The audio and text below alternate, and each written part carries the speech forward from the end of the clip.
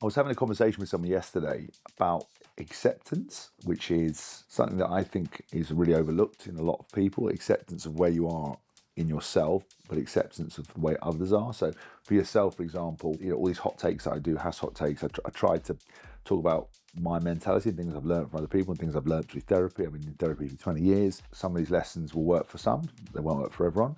But acceptance is important. I'm obviously was a professional sportsman. I had a good athletic capability. I now have limitations. I've got to have my ankle fused in November. I've had a screw taken out my wrist. I've had a dissecting in my back. I've had lots of issues, and I can't perform or train like I would want to. Now, you have to come to a point where you have to accept what can you do and where you're at, as opposed to always looking back at what you were or what you hope to be. I think acceptance in that has been really important to me. Go, look, what are my limitations? These are this. What can I do? A whole raft of things that I can obviously really achieve, maximize, and still get those training hits that I need, but in a different way. But you've got to accept the way you are.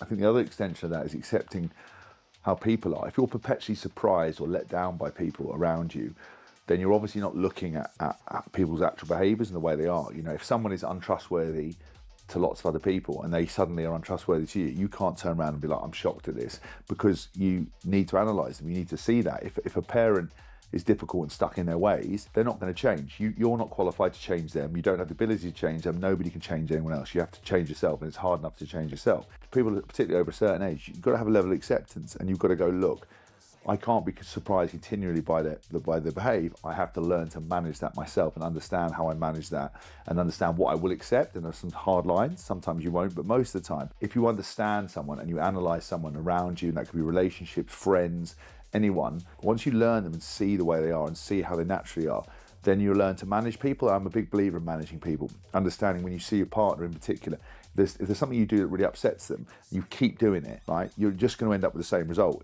If you put the same information into an equation, you're always going to get the same result out of the back of it. So you have to learn to manage it and go, do you know what? I'm not going to do that behavior.